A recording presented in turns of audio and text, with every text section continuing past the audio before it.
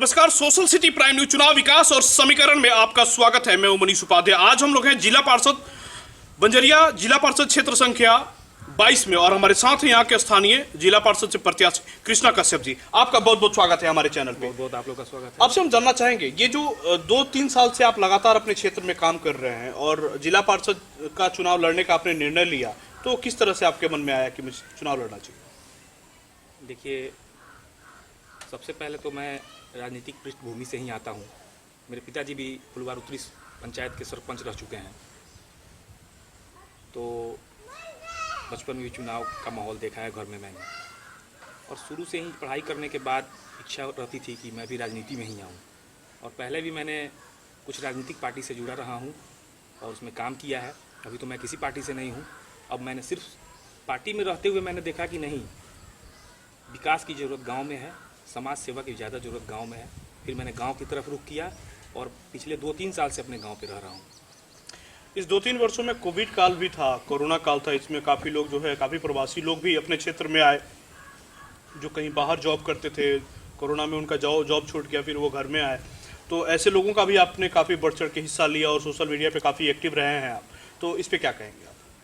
देखिए, इस पैंडेमिक में जो अभी आया था, जिसके बारे में हम लोगों ने सोचा नहीं था, तो इसमें जितने लोग बाहर से आए, तो यहाँ पर मैंने मनरेगा के तहत चाहा कि वो काम डायरी में, कलम में, सिर्फ किताबों में ना रह जाए, वो काम धरातल पे हो, जिसके तहत उनको रोज़गार गारंटी मिले।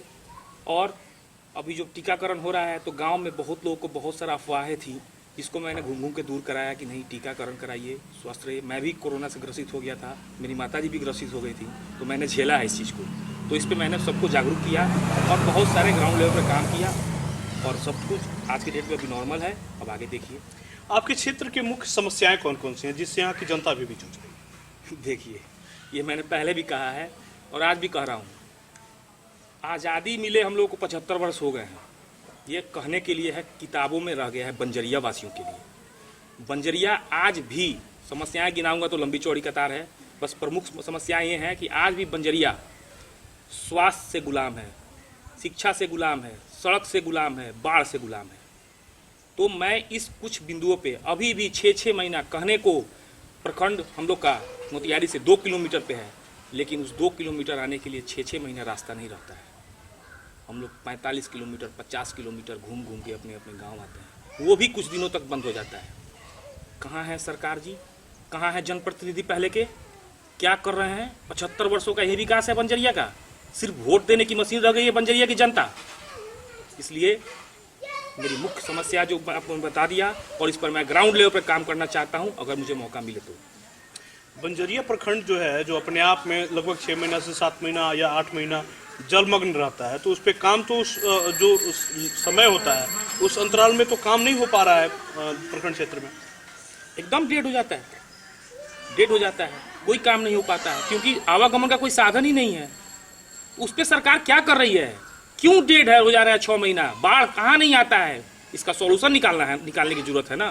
सिर्फ खाना पूर्ति करने से कुछ नहीं होगा, इसका ग्राउंड लेवल पर सॉल्यूशन निकालना होगा कि आखिर बाढ़ एक समस्या है तो उससे निजात कैसे पाया जाए। कई जगह पुल भी टूट चुके हैं बाढ़ को लेकर के। बाढ़ का जो समय था, उस समय में कई सड़कें ध्वस्त हो चुकी हैं, कई पुल टूट चुके हैं, कई स्कूल ध्वस्त हो चुकी है। इस तरह की जो लगातार समस्याएं आ रही हैं, चूंकि बाढ़ से अभी का जो समय है, लगभग काफ़ी समय बीते हैं बाढ़ के बीतने के बाद, तो इसमें भी सरकार ने कोई कदम नहीं उठाया। और यहाँ के स्थानीय जनप्रतिनिधि जो है, वो भी सिर्फ ये दावा करते हैं कि हमने ये कर दिया, हमने वो कर दिया। मुखिया लोगों से बात करो तो वो कहते हैं कि हमने 700 में नल जल करवाया, पीसीसी करवाया, ये करवाया, वो करवाया। तो उनके पास काम का बहुत कतार है, लेकिन उस कई कतार में कहीं भी वो सड़क नहीं है, कहीं भी वो बुढ़वा पुल नहीं है जहाँ पे आज भी बांस की चचरी को क्रॉस करके लोग जाते हैं। तो इस तरह की जो समस्या लगातार बनी हुई है, इस पर आप अपने क्षेत्र के लोगों से क्या कहेंगे? देखिए मैंने जी, पहले भी मैंने बोला कि सभी काम जो बंजरिया के हो रहे हैं वो कॉपी पे हो रहा है, डायरी में हो रहा है। आप ये बताइए कि आपदा, ये तो बाढ़ एक आपदा है ना, ये आपदा को ये लोग अवसर बना लेते हैं। यहाँ के जो जनप्रतिनिधि हैं, यहाँ के जो बीडीओ सीओ हैं, ये लोग इस आपदा को अवसर बनाते हैं, क्योंकि इस आपदा में उन लोगों को, आप समझ रहे हैं मैं क्या कहना चाहता हूँ। और यहाँ के जो जनप्रतिनिधि हैं वो सब उनसे मिले हुए हैं, इसलिए मैं उन लोगों के साथ बिल्कुल नहीं हूँ। अगर मुझे मौका देती है जनता, और मैं आपको बता दूं, बहुत सारा कमाने का स्कैम भी प्रखंड में, आप मेरा जो प्रखंड आप देख रहे हैं, वो कहाँ 6 महीना बाढ़ में डूबा रहता है। उसके बगल में एक FCI का गोदाम है, आप जाके पता कीजिएगा। उस FCI गोदाम बाढ़ से पहले उसमें के सारी अनाजें निकाल के मुख्यालय में भेज दी जाती हैं और कागज़ पर हज़ारों टन अनाज डूब जाते हैं, बर्बाद हो जाते हैं। ये सब बहुत बड़ा स्कैम है। अगर मुझे मौका मिला तो मैं आपको बता रहा हूँ, काम होगा, विकास होगा, ग्राउंड लेवल पे होगा। अपने क्षेत्र की जनता से क्या अपील करेंगे आप? देखिए, मैं अपने क्षेत्र की जनता से यही अपील करूंगा कि युवा हूं और मुझ पर विश्वास करें।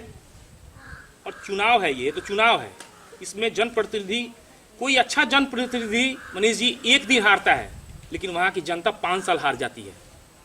इस पे उन लोग को विचार करना है कि कौन गरीब के हक हुकूक की लड़ाई के लिए आगे आके उनके हर जगह पे खड़ा हो रहा है। कौन, आज से नहीं, ये चुनाव का समय है तब मैं नहीं घूम रहा हूँ, आप पता करिएगा, मैं पिछले 3-4 साल से इस क्षेत्र की जनता के लिए लगा हुआ हूँ और आगे भी लगा रहूंगा। धन्यवाद। खबरों का सिलसिला जारी रहेगा, मिलते हैं छोटे से ब्रेक के बाद।